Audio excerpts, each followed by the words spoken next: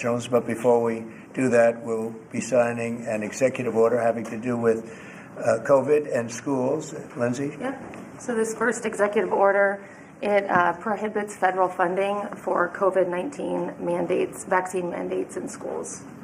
Okay, and that will meaning they want to clear that up, Yep. the discrepancy. So any schools that require students to be vaccinated with COVID-19 shot, then there's no more federal funding. So.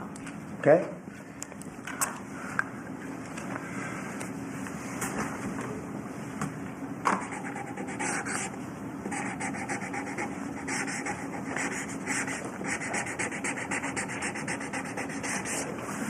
Okay, that solves that problem. Sir, will the Department of Education have to handle that? Yes, it'll go through the Department of Education. Okay? Thanks. Can I make one comment, Mr. President? Yes, please. As a father of 9, thank you. We should have parental freedom to decide what vaccines our kids take, as opposed to school systems and governors forcing upon the people that love these kids the most, which is the parents. So thank you for citing that. Great, thank you very much. People wanted that very badly. Okay. Okay, and here is an executive order establishing the National Energy Dominance Council. So that will be chaired by the Secretary of the Interior, Mr. Burgum, and the Vice Chair, Chris Wright. And so this will reduce costs with respect to energy, establish American independence with energy, and also unleash energy dominance. Good, thank you. And this is a big deal. We have more energy than any other country, and now we're unleashing it, to put it nicely. And I'd like to ask Doug, you're going to be heading it up. You and Chris, would you say a few words about it, please? Yeah, absolutely, sir. Good afternoon. President Trump wisely understood that under the Biden administration, there was a war against American energy, and today that war officially has ended. President Trump on day one declared a national energy emergency. And this is a real emergency because under the Biden administration restricted the production of oil and gas. Production's still coming, but when you stop holding leases, when you take 625 million acres of land out of ocean land, out of production possibilities through an executive order, you're really restricting the balance sheet of America. But today, as President Trump said, this is unleashed. The National Energy Dominance Council will be made up, all the folks that are standing beside me here, other cabinet leaders and many more, represent President Trump's wise decision that we need a whole-of-government approach to unwind. The Biden administration had a whole-of-government approach that had the war against U.S. energy. Now we need to turn that around 180 degrees and unleash that potential. We've got to unleash it from the Gulf of America all the way up to Alaska. We have amazing resources in this country, and we haven't been getting a return on them. Many of these are under public lands. The interior has 500 million acres of surface, 700 million acres of subsurface minerals, critical minerals, and offshore close to 2 billion acres.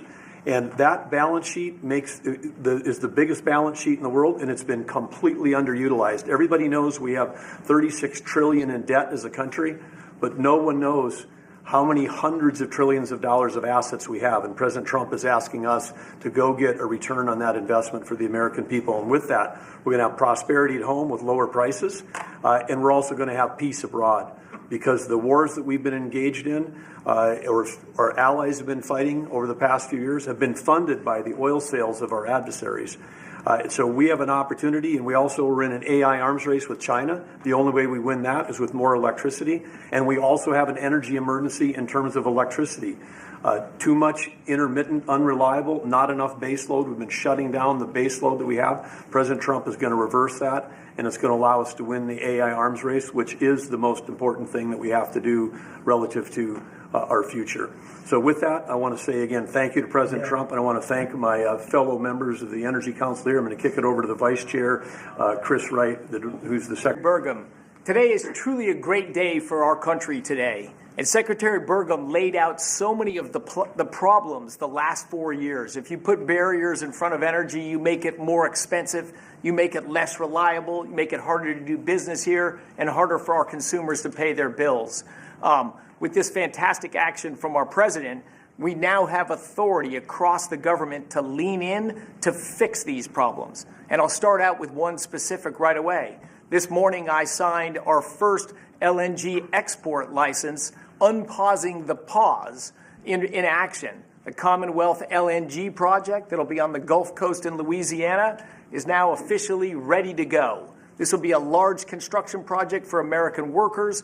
It'll draw demand for more American energy production that'll be shipped overseas to our allies. Many more of those to come. We're also working aggressively to roll back standards that have made appliances more expensive for Americans, and dishwashers that take 2 hours long and don't get your dishes clean. Nobody likes that. That's about standing in the way. And with this President Trump and our new National Energy Dominance Council, there's so many things we can do to make American lives better, bring down costs, and grow opportunities. And with that, I'm going to kick it over to a fellow member of the council, our Administrator of the EPA, Lee Zeldin. Thank you, Secretary, and honored to be serving on the Energy Dominance Council. At EPA, we're doing our part to power the great American comeback. And President Trump has made it clear that he wants EPA to be doing our job to ensure that we are unleashing energy dominance however we can help, that we are assisting in making America the AI capital of the world, that we are pursuing permitting reform, that we are helping to bring back American auto jobs. This is the mandate of the American public. The Trump mandate, it was clear, and the guidance from President Trump to me when he asked me, thankfully, for the opportunity for us to be able to serve together in partnership to unleash energy dominance. This is a moment that we must meet. To that end, it is important to note that the prior Biden-Harris EPA issued a waiver to California for tailpipe emissions. This was a rule that should have been submitted to Congress. We will submit it to Congress. Congress will have the opportunity through the Congressional Review Act to make that waiver go away. We will do everything in our part to help the American people to make life in America more affordable. The golden age of American success is upon us. If you're excited about the last 3 weeks, that was just a taste of the main event, the entree to come, the next 4 years being the greatest term in the history of the American presidency. With that, I'd like to introduce Sean Duffy. Thank you. So, first of all, thank you for the work on dishwashers. We use more water to wash our dishes before we put them in the dishwasher. That's right. We're not saving water, we're using more water, so thank you for that. But I'm also joining the EPA. We've introduced our rules to start to look at the CAFE standards. So we're looking at how much it costs for end users when they put gas in their car. And the Biden era standards are costing billions of dollars in taxes and carbon credits, which drive up the cost of vehicles. And so we're going to remedy that, rectify it, and make sure we're bringing down the cost of a car, number one. Number two, if I could just mention, Mr. President, per your direction, we are going to move forward with a permitting process for the Texas Gulf Link Deepwater Port, making sure we can move energy in and out of the country. So that was held up for 5 years. And it was stonewalled, bureaucrats got in the way. We're now going to move forward with that, making sure we have great oil infrastructure in the country. Great, thanks. Great job. Howard Lutnick? Yes. So, the nanny state, you're feeling the end of the nanny state. From straws made of paper to regulation endlessly harming Americans and holding us back. It slows down our production and manufacturing, which we were talking about with the Prime Minister of India yesterday. You're hearing that about energy dominance. It's going to go away. We're going to care about Americans. The Trump administration and this president cares about Americans, and you're going to feel it change. You're going to feel the price of energy coming down. You're going to feel prices coming down. You're going to feel an explosion. The golden age of manufacturing of America has always been there. It's just been stifled by regulation, and that time is over. Thank you. His whole life. And so what I expect you to see, sir, is action as early as next week that is going to shock people about how good it is for Americans. And so thank you for your leadership, sir. Thank you very much, Kevin. And we are also working on a project that has been under wraps for 20 years. Everybody wanted it. It's been held up by New York. It's a pipeline that will bring down the energy prices in New York and in all of New England by 50, 60, 70%. It should have been done years ago. We'll be speaking to New York, and the New York is actually the biggest beneficiary because their energy costs are very high to do that. This again will bring down energy prices in New England by numbers that nobody can even believe, probably 50, 60%, maybe even more than that. A lot of them don't even pay energy because they have no energy. They use logs. They go out and they cut down a tree. It's really a terrible situation. So we're going to get this done, and we can have it done once we start construction. We're looking at anywhere from 9 to 12 months, if you can believe it. It's going to go very rapidly. The other thing I'd like Doug to mention, the 635 million acres that Biden so viciously took out of our net worth. If you look at it from the standpoint of a company, you talk about net worth. They've destroyed our net worth. We're putting it back. It will be back as of this afternoon. And Doug, could you mention that? All of the millions and millions of acres that he just handed back to Yes, nobody. The executive order by President Biden that wiped out these trillions from our balance sheet. President Trump signed an executive order instructing me as the Secretary of Interior to unban that ban, and that's been accomplished. And so those are back on the U.S. balance sheet. Okay. Sorry, which one is that? The 625 million acres of offshore that was banned from further lease sales.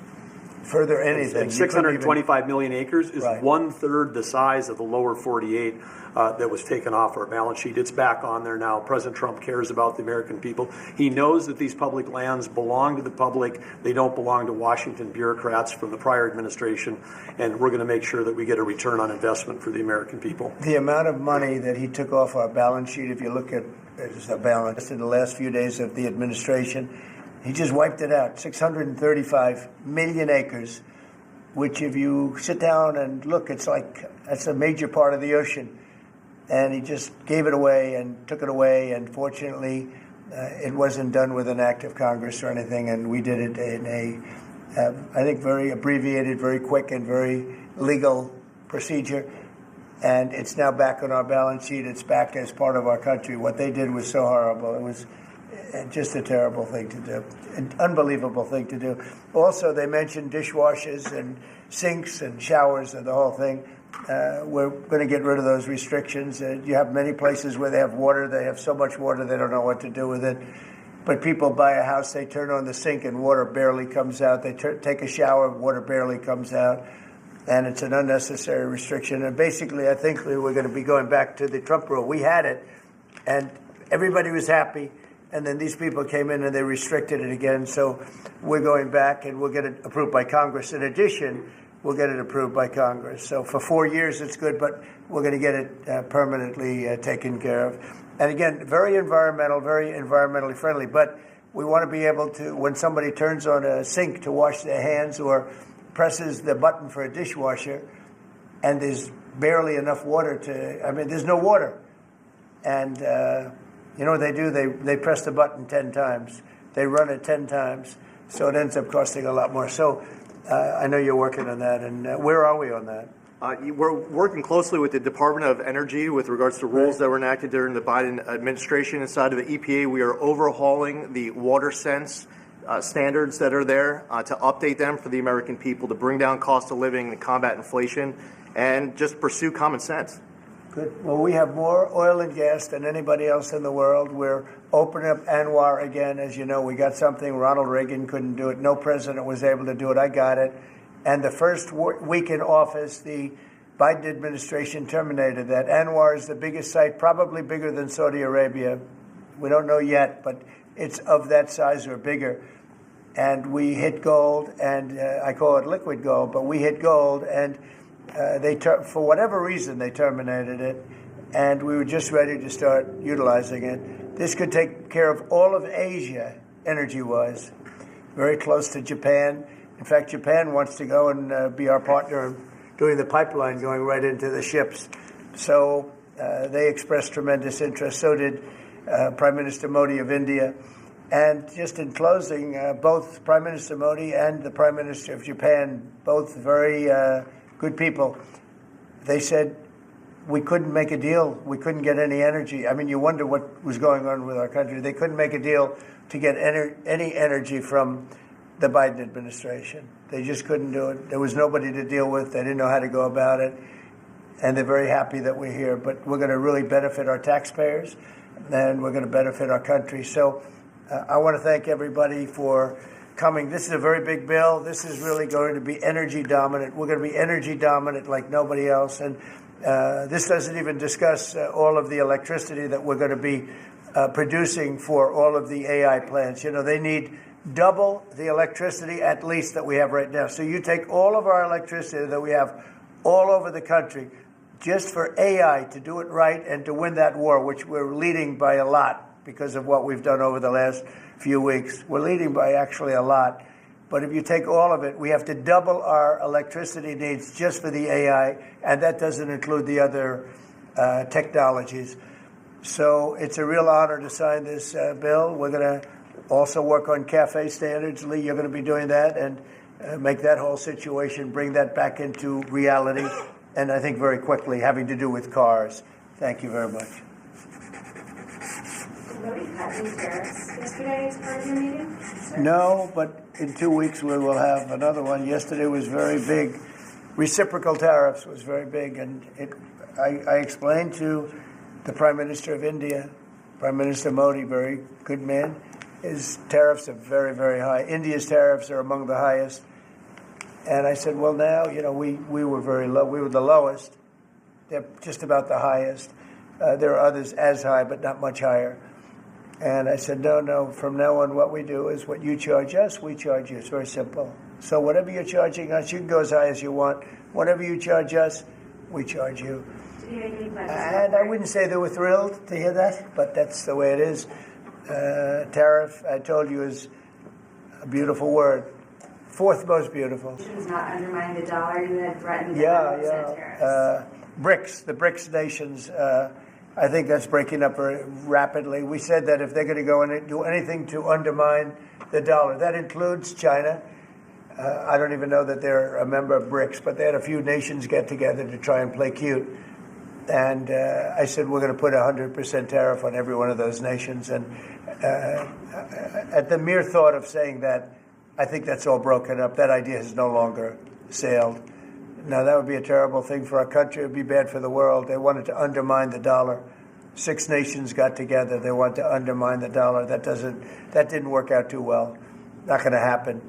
And we're getting along with a lot of nations now, frankly. There's a lot of respect for the United States. We have regained the respect that we should have, but we've also done things to deserve it. I mean, we've freed up our country, and you're going to see this is basically energy dominance, and it's going to be environmentally clean, environmentally wonderful, and taxes will be very reasonable based on this. We're going to make more money than anybody's ever made with energy. We have more energy than anybody else, and it's clean energy, very clean, beautiful energy. We're lucky.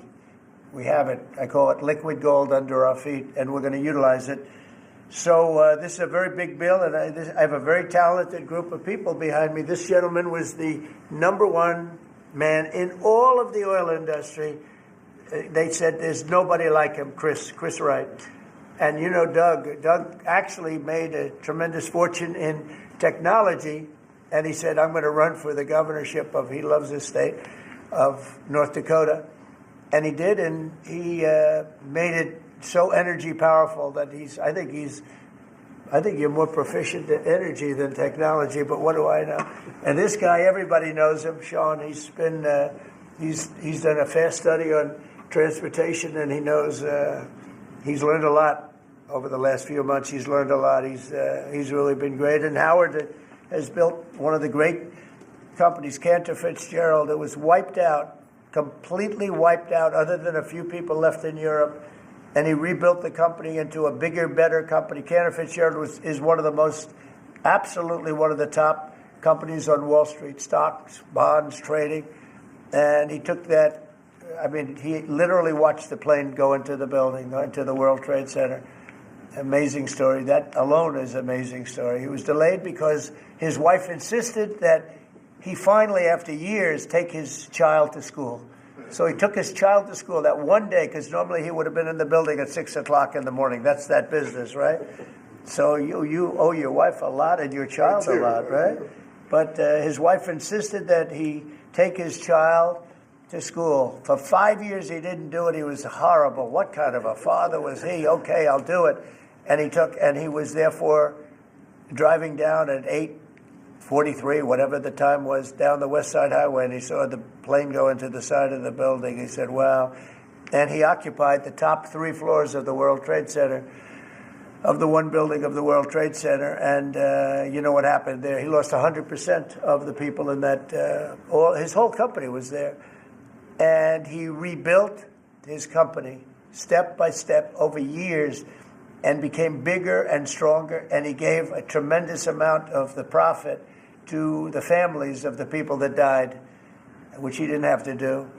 And now he's working with us. He did an incredible job. I mean, anybody in that world, they know Howard Lutnick very well, and I'm honored to have him running Commerce. He's going to be incredible. He loves the country. And Lee was a great lawyer, a great congressman, very successful person, both as a lawyer and as a congressman, and knows a lot about the environment, cares about the environment. And we were lucky that I was very happy that you joined. And he was with me right from the beginning, always was with me, and I've always been with him. And Kevin Hassett, we know everybody knows Kevin, and he's fantastic. And you and Lindsay, you and your team are incredible. The job you've done, we really appreciate. Thank Will, and the job you guys are doing is really fantastic. We're knocking this out. Brian, do you have a question? I actually do. What kind of piqued my interest is growing up on the Texas Gulf Coast, natural gas, the LNG that you mentioned. Yeah. What's the potential for like new jobs or growth in that area? I mean, that part of the country, Southwest Louisiana, Southeast Texas, they depend on that. I would say that potential is simply tremendous. 20 years ago, the United States was the biggest importer of natural gas in the world. And we had natural gas prices 2 or 3 times higher than they are today. But with shale revolution and great entrepreneurs in Texas and Louisiana and across our great country, we are now today the largest net exporter of natural gas in the world. And so much of the world is depending upon natural gas is the fastest growing energy source, has been for 50 years. We were the driver of that, and then we paused. We stopped our ability to grow natural gas exports. Both the Japanese government and Indian government expressed great distress about that. They're going to count on energy imports from the U.S., and we may just change our mind.